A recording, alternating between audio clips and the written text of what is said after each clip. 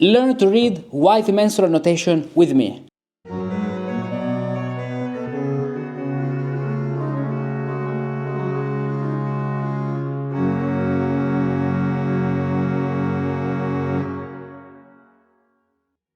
Welcome to this new video. I'm Cantus Musicus Practicus, and today I want to start this series, not so long but important, where we will arrive at the end and we will be able to sing directly from the original source, the Missa Prolationum by Ockeghem, at least the first movement, the Kyrie. Kyrie Christe Kyrie, studying here from the original sources and practicing performing from the original sources without relying on any transcription, and I show you how to do. We will start studying the first voice. Here we have the cantus on the top left page here, and we have two voices here, the cantus and the altus. As you can see, we have two mensuration because we have a mensural canon. So the two voices read the same note, but one of them will use the tempus perfectum, the other one the tempus imperfectum, this way.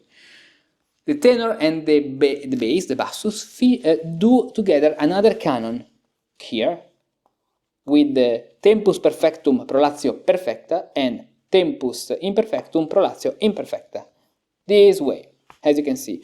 And so we have a four-part composition, which is the first Kyrie. Two voices here and two voices here. This page, the right page here, is in the following page in the manuscript you can download from IMSLP. And this belongs to the Biblioteca Apostolica Vaticana. Now, today we will start from the very first point, which is this one, studying the Kyrie with the tempus perfectum. Here, all the things I'm going to show you are explained in a very detailed way in the Cantus Firmus course of 90 lessons, where you can learn all what you need to perform early music, or better, Renaissance music from the original sources. There are a lot of things to know, it's not something easy, and here you can find 90 lessons with a lot of exercises. You have just to follow them gradually. I've put all of these things gradually ordered in a very precise manner, in a very well-organized manner for the brain to learn one thing at a time, because mensural notation is something which is not easy.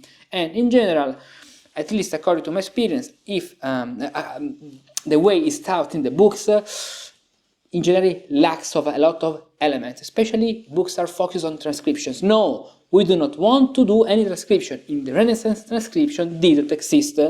So we need something, an approach which cannot be explained in a book, because you need the practical aspect, the performance aspect. So the video is the best media to do this, because you can hear me, you can hear the music, which is the most important thing, and you can see me beating the tactus and also writing the scenes on the page. This is the first part, and we will focus with this mensuration, so we'll get rid of the other mensuration, but the other mensuration is the next video. Now, the first note is a brevis. This brevis is perfecta. Why? Because it is followed by another brevis. So, simile ante similem, which is one of the first rules you will learn in this course, perfecta est says simile ante similem, perfecta est. Ante means before. Three tactus. So we have another brevis, which is three tactus. Why? For two reasons. Because it's followed by a ligature, and because the first note of the ligature is a brevis. So the first two notes are this way. We need to decide the tactus. How's the tactus? The tactus, remember, is always imperfect. So the tactus in this case, in the regular scene, is the semi-brevis of two minima. Minima, minima. Minima, minima, minima, minima. Let's beat it with the notes. Fa, do, fa, and then we continue this way. Here we have a ligature. They are brevis and brevis. So three tactus and three tactus, because one tactus here is the semi-brevis, and in the semi-brevis there are three tactus, because the tempus perfectum, I haven't said this before, means that the mensuration of the brevis is three semi-brevis, while the fact that we do not have the prolatio means that the semibrevis is 2 minime. One thing I'll tell you now, but it's not important for the moment, it will be important in the second part here.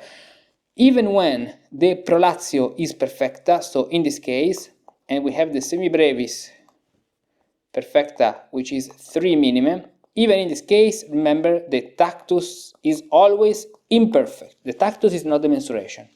This is something which is not so well taught in the modern books. If you don't do this way, you won't match the tactus and the mensuration. It's impossible to perform. Very nice. Now, after this, we have this rest and this semibrevis. Very important, because if you have a good sight of this music, you can see another brevis, and you already know that this semibrevis is twice longer compared to what is written. Why? Because here we have another phenomenon called alteratio. What is the alteratio? The alteratio doesn't mean anything about alteration, sharps, and these things, accidents. No, alteratio means that this note is twice longer. Why? Because we have two small values, so rest of a semibrevis rest plus semibrevis figure, between two bigger values. The second of the two figures becomes double, but only if the second figure is a note and not a rest. For example, if we had note and rest, not possible. The rest cannot be double, because there is an entire stage, an entire lesson about this topic, which is that rests are agents but not patients. Are agents and not patients, so we are here in stage 5.7. It's another very important thing of mensural notation. So they can create imperfection or alteratio, but they cannot be subjected to imperfectio or alteratio. So here we will beat one tactus in the semibrevis rest, and then one tactus here, two tactus here. 1, 2, 3, 1. Mi, fa. This is a brevis. Yes, it is perfecta or imperfecta. It's followed by a ligature, so perfecta, this way. Very nice. Now we have semibrevis, semibrevis, semibrevis, and semibrevis. Okay, we complete the ternarity of the mensuration. Very nice. Now we have a rest, and the rest of semibrevis is on the same level, as you can see, of the following brevis. So this brevis is imperfecta, and the imperfection is created a parte ante. So the previous rest creates the imperfection on the following figure. This is. And so we have one tactus and two tactus. Now we have another semibrevis with a dot followed by a minima, and then another semibrevis, and we have another ternarity. Then we have another semibrevis with a dot. This ligature is important to learn how to read ligature. This is chapter 2 of this course, entire chapter 2 with a lot of practice, as you can see, which is the most important part. Practice, practice, practice, practice, practice. Here, let's come back here, exactly. You learn how to read any ligature. So we have this semibrevis, then we have this note, which is a minima, and what is going on then? It's quite easy. We do not have to know a lot of things. The very challenging part will arrive here, but now it's quite easy here. Another important thing, this is a brevis. Is it perfecta or imperfecta? It is imperfect. Why? Because in general, when you have an isolated brevis, of course, the premise is that we have the tempus perfectum. Otherwise, we would be all imperfect. When you have this figure isolated, it is imperfect. The perfections implies a clear scene. For example, here we have the punctum perfectionis. Remember one more thing. In Renaissance music, we have 4 kinds of dots. Punctum perfectionis, augmentationis, divisionis, and alterationis. Not only one as in modern musical notation. In this case, we have a punctum augmentationis, which works under the tempus perfectum, but in this case, since the tempus is perfectus, it's more correct to say punctum perfectionis. Even if at the end the result is the same, the punctum perfectionis is something you can use only in the mensuration, which is perfect. So 3 tactus here, followed by these 2 notes, these 2 semibrevis, and then we have this very curious scene. What's the meaning and the reason of this curious scene, this scene indicates that one of the two voices will finish here. We have two voices with two mensuration. The first one, the tempus perfectum, so let's use the orange one, has longer values because, for example, these brevis are all perfect, all three semibrevis. But under the other scene, the other voice will sing two tactus. Let's write down two tactus, two tactus, two tactus, two tactus. So this voice will move faster, and this voice will arrive earlier to the end. And while this voice is here, the other voice will be here, our orange voice. That's why this scene indicates, pay attention, that if you're singing the tempus, the mensura, which implies more notes, longer values, you will finish here with the cadence. Very nice. And so, with all these things, let's sing and let's perform this melody, this part, and then I'll tell you how to learn all these things. Okay. So, three tactus. Tactus is minima, minima. So, one tactus is one semibrevis. Fa,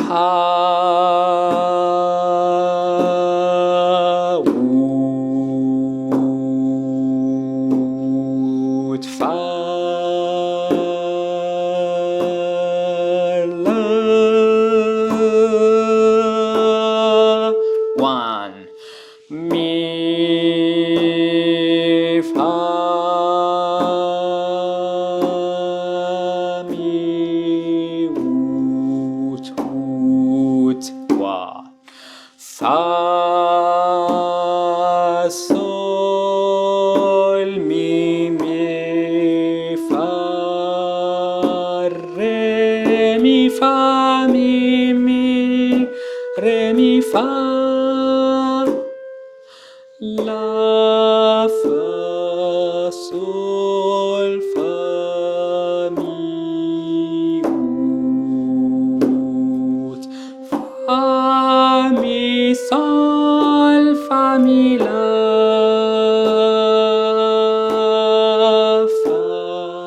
fa, mi, re, ut.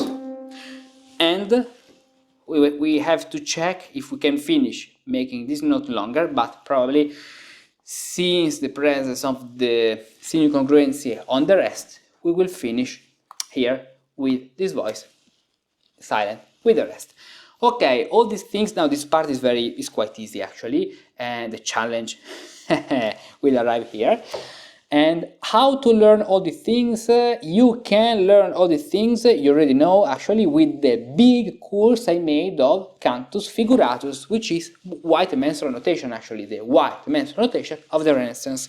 Consider that today is November 23rd, 2024, right? There is a special launch offer of this Cantus Figuratus course, with also, if you like, some hexachordal solmization, which I use to read music. Here, actually, it's only, no, we had a mutation here. It's not only one hexachord. And Cantus Firmus. If you want to take all the three courses to become a real musicus practicus, an authentic musicus practicus of the Renaissance, you have the possibility with the special offer up to the end of the year. And in any case, here in the description, you can find the link where you can see all the offers and also all what you can learn. There is a PDF guide, free, which you can download and discover some elements, some aspects, some things you can learn then in the entire course. You have a lot to study. These are not simple things. I made my best to put them in the most practical and easy way.